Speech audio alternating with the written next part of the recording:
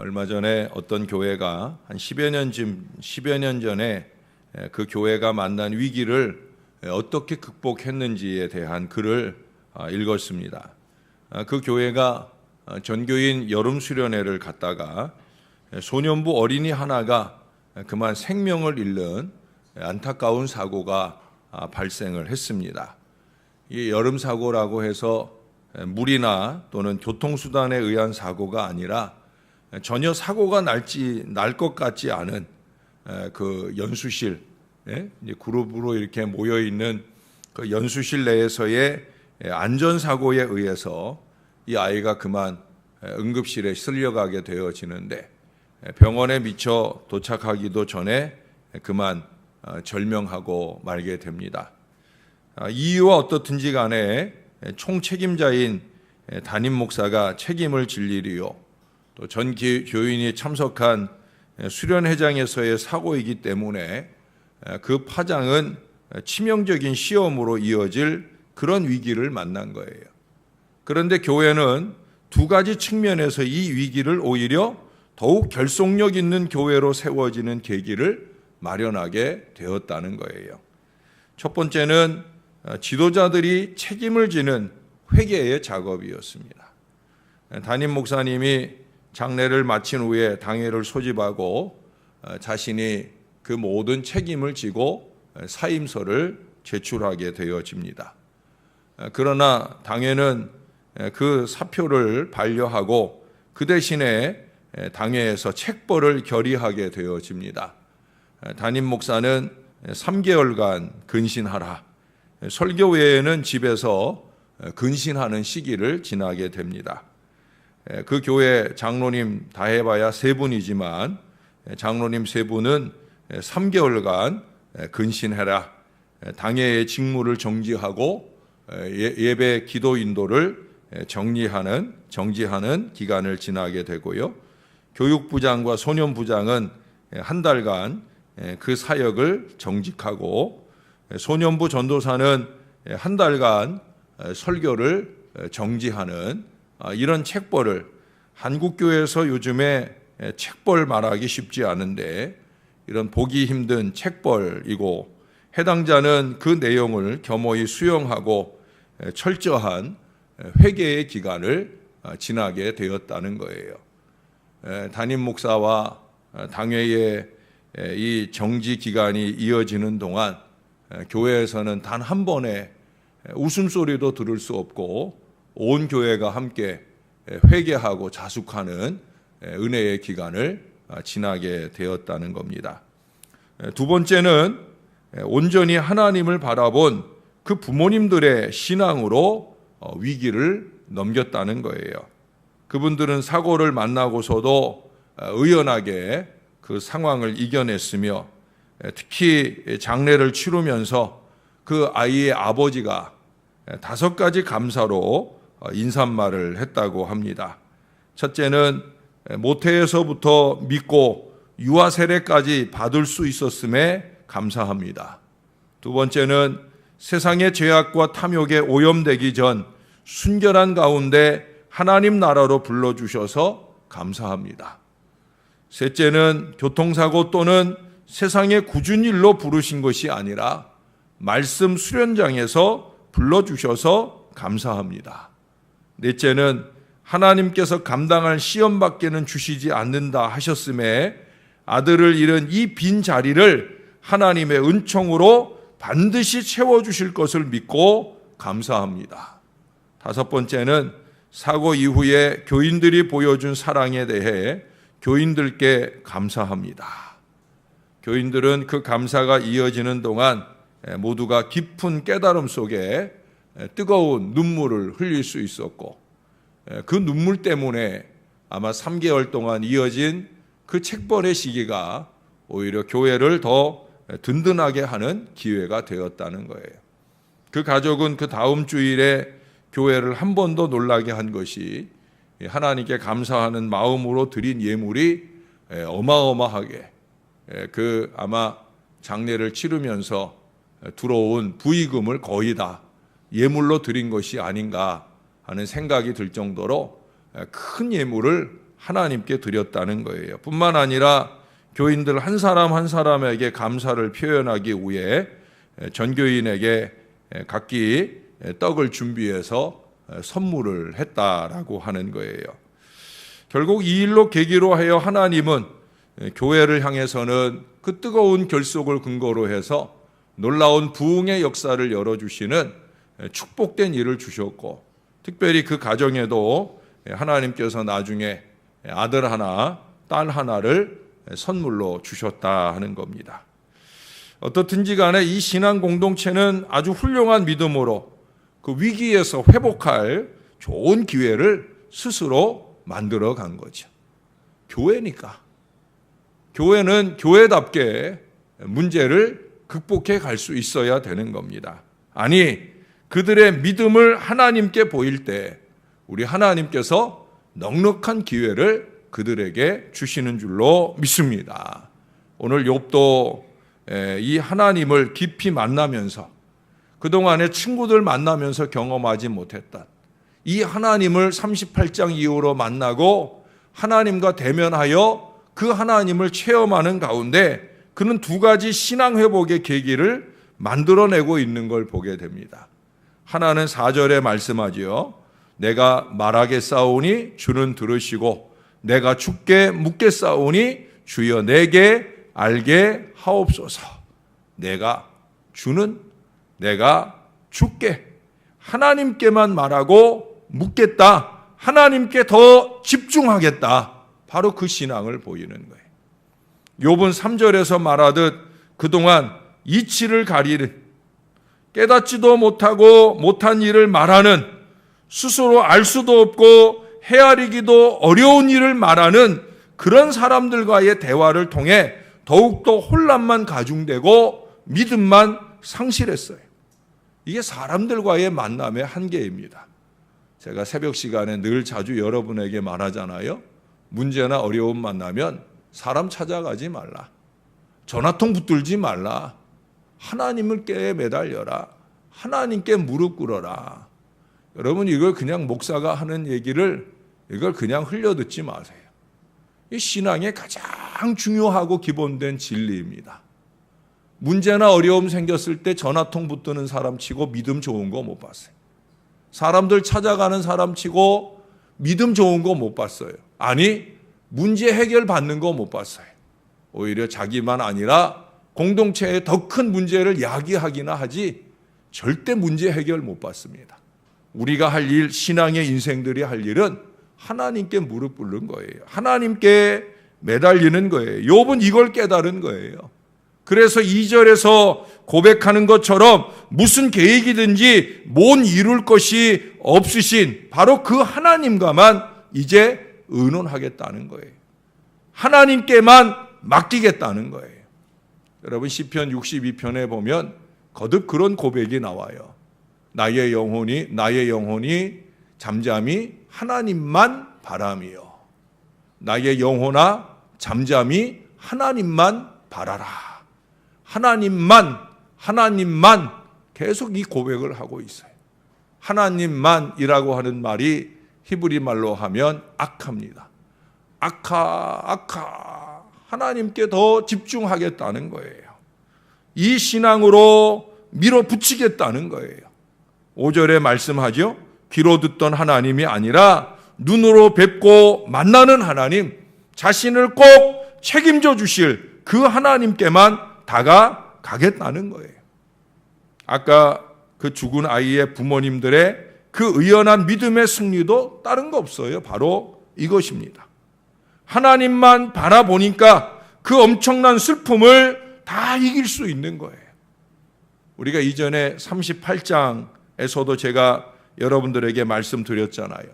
위기를 만났을 때 어김없이 위기 개입하고 다가오시는 그 하나님만 바랄 때 결코 요동치 아니하고 이기고 회복하고 전진할 수 있다는 거예요. 하나님을 못 보니까 사람들 찾아다니고 이리저리 요동하고 흔들리고 무너지게 되어지는 거예요. 욥처럼 하나님을 보아야 합니다. 그 하나님께만 매달려야 합니다. 어디서나 어떤 위기에서도 놀라운 회복의 능력을 발휘하는 역사가 저와 여러분에게 일어나게 될 줄로 믿습니다. 잊지 마셔요, 여러분. 하나님만 바라자. 하나님만 바라자. 또 하나 욥의 이 위기 극복의 계기는 바로 6절에 있어요. 우리 6절을 한 번만 더 같이 읽어보실까요? 시작. 그러므로 내가 스스로 거두어 드리고 티끌과 재 가운데에서 회개하나이다. 철저한 회개입니다. 그는 친구들을 핑계 삼지 않았어요. 그들이 와서 자신을 혼란스럽게 만들어서 부득이하게 그랬노라고 말하지 않아요. 7절 이하에서 보면 알지만 하나님이 다 알고 계시거든요. 하나님이 다 알고 계셔요. 뭐 누가 이랬다 저랬다, 예? 그럴 거 없어요. 왜? 하나님 다 보고 계시고 감찰하시는 그 하나님이 다 알고 계셔요. 오늘 엘리바스, 빌닷, 소바를 향해 엘리후는 제쳐놓았잖아요. 우리가 32장부터 엘리후 보니까 엘리후는 다르잖아요. 뭔가 좀 다른 모습들이 있었잖아요. 그런데 엘리후는 제쳐주잖아요. 빌닷과 소발과 엘리바스, 이 세 세계만 책임을 묻고 그 셋만 하나님이 징계하시려 하시잖아요. 그건 뭐예요? 다 하신다는 거예요. 하나님 들어보시면 다 알고, 아니 듣고 계시기에 다 알고, 보고 계시기에 다 아는 거예요. 저는 이 하나님을 분명히 믿고 알아요. 여러분들도 그러시기를 바라요. 그러니 욥은 그러잖아요. 내가 스스로 다 거두어 드리겠다. 내 책임이다. 내가 어리석었다. 이 마음을 더 먼저 품겠다 하는 바로 그 마음이에요. 그래서 그 친구들을 이랬다 저랬다 핑계하지 않겠다는 거예요. 그들이 와서 이렇게 됐다 말하지 않겠다는 거예요. 하나님께서 나로 너무 힘든 고난을 당하게 하는데 누가 견디겠느냐? 환경이나 그 환경을 주신 하나님을 원망하지도 않는 거예요. 죄를 뒤집어 쓰고 회개합니다. 얼마나 처절하게 눈물을 뿌려 회개했겠어요. 그 다음에 하나님께서 내가 그를 기쁘게 받겠다라고 말씀하시는 걸 보면 이 욥이 얼마나 처절한 회개를 했을까. 1장에서 보았던 욥은 당세의 완전한 사람이다 라고 하나님께서 사단에게 으쓱거리며 자랑하셨을 때보다 아마도 더 이 욥이 참 대견하고 참 내가 욥을 잘 봤구나 하는 그런 마음이 드셨음에 분명합니다. 여러분, 오늘날 모든 개인이나 공동체의 문제가 쉽게 해결을 못 보고 오히려 더 큰 문제로 발전하는 이유는 다른 데 있지 않아요. 누구도 책임을 지려 하지 않는 데 있어요. 책임을 전가할 줄이나 알지 내 탓입니다. 하나님 내가 잘못했습니다.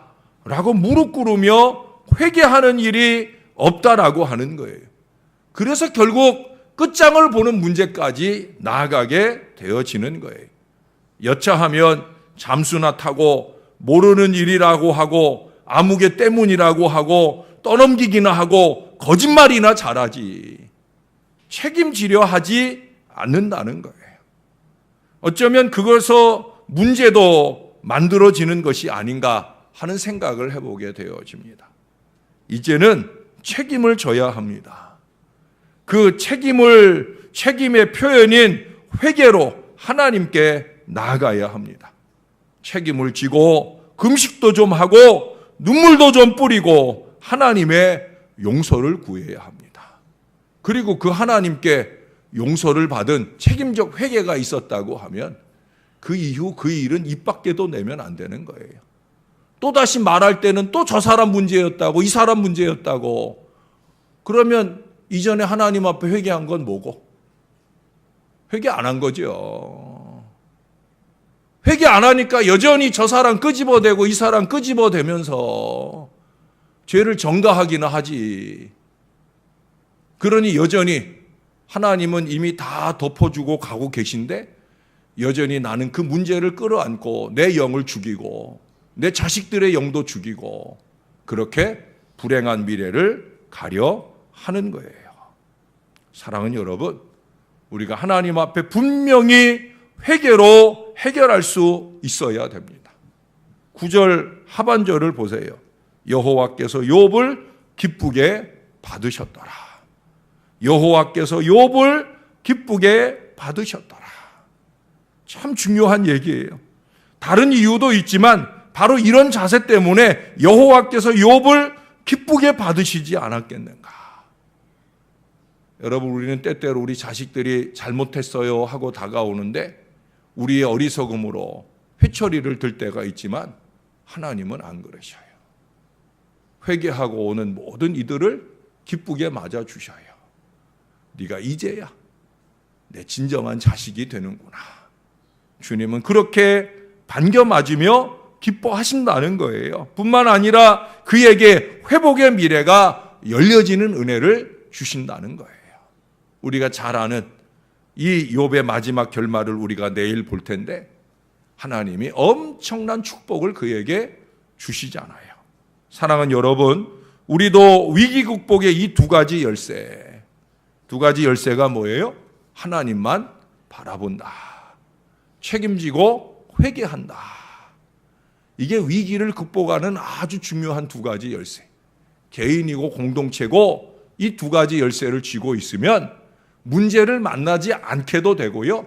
설사 크고 작은 문제를 만나도 그 문제가 오히려 하나님의 더 큰 축복을 받는 계기가 된다는 거예요. 다시 말씀드립니다. 하나님만 바라자. 책임지고 회개하자. 이렇게 신실한 믿음으로 우리 하나님 앞에 보여드릴 수 있는 저와 여러분이 되어 우리 개인을 향해서나 우리 신앙 공동체인 교회를 향해서나 또 8.15 광복절을 맞은 우리 대한민국을 향해서나 하나님의 큰 긍휼과 자비의 은총의 미래가 힘있게 열리게 되기를 우리의 구주 예수님의 이름으로 간절히 축원합니다. 기도하겠습니다. 아버지 하나님, 광복절의 큰 은혜를 이 나라 이 민족에게 주셔서 감사합니다. 어느 누구가 잘나고 어느 누구가 대단한 독립운동을 하고 어느 누구가 하나님께 그렇게 많이 무릎 꿇고 기도해서 된 일이 아니라 하나님의 긍휼과 자비 때문이었음을 믿고 감사를 드립니다. 하나님을 그렇게 신실하게 믿었던 이스라엘은 2500년 동안이나 나라 없이 살았는데 우리는 기껏해야 35년이었습니다. 안타깝게도 그 35년 동안이었음에도 불구하고 아직도 우리 안에는 일제의 잔재가 남아 있습니다. 하나님, 이 나라 이 민족이 더 정신을 차리고 떨쳐내야 할 것 떨쳐내고 거울 삼고 바로잡을 것은 바로잡아가는 건강한 믿음의 역사가 이 땅 이 민족 가운데 있게 하여 주옵소서. 손을 내밀고 주를 바라보는 이 믿음의 신앙의 백성들이 먼저 주님께 바로 살게 하옵소서. 예수 믿는다 하는 것이 무엇인지 하나님의 말을 삶으로 써내는 일에, 말씀대로 사는 일에 결코 게을르지 않는 신실한 믿음을 이 한국교회 주의 백성들에게 허락하여 주옵소서. 더 이상 세상이 교회를 희망으로 보거나 세상이 교회를 미래로 보거나 세상이 교회를 투명하게 바라보아도 책잡을 것이 없는 그런 안타까운 모습이 점점 사라져가는 교회가 아니라 한국교회가 교회다운 모습을 갱신하고 말씀 위에 바로 선 모습을 이루어가게 도와주셔서 이 땅 이 민족을 구원하고 전 세계의 선교 역사를 열어가는 제사장 나라의 사명을 잘 감당하도록 은혜를 베풀어 주옵소서. 그 안에 45년 역사를 이어오게 하신 우리 신월제일교회, 크고 작은 풍파 속에 은혜로운 주의 돌보심을 받은 우리 교회, 하나님 이 교회를 꼭 붙들어 주옵소서. 주님이 원하고 바라는 믿음으로 새롭게 무장하는 목사와 온 교인들이 되게 해주셔서 주님이 원하는 그 교회의 미래를 아름답게 열어가게 도와 주옵소서. 오늘 말씀 속에서 내가 욥을 기뻐하노라 하신 그 말씀처럼 내가 아무개를 기뻐하노라 하시는 말씀이 이 교회에 속한 모든 백성들을 향한 말씀이 되게 하시고 내가 신월제일교회를 기뻐하노라 말씀하시며 이 교회의 무부흥의 미래를 책임져 주시는 놀라운 역사가 46년, 47년 역사들을 꼽을 때마다 더 풍성하게 열어지게 도와주옵소서. 앞으로 5년 뒤 희년의 역사를 열어갈 때 우리 아버지 하나님께서 지난 45년보다 이 5년 사이에 주신 은혜가 갑절로 큰 은혜를 경험하는 놀라운 역사가 나타나도록 축복해 주시옵소서. 하나님만 바라고 내가 책임지고 회개한 이 두 가지 신앙의 열쇠를 견고히 쥐고 살아가는 여기 사랑하는 축복의 귀한 신앙 인생 다 되도록 우리를 붙들어 주옵소서. 감사합니다. 예수님 이름으로 기도합니다. 아멘.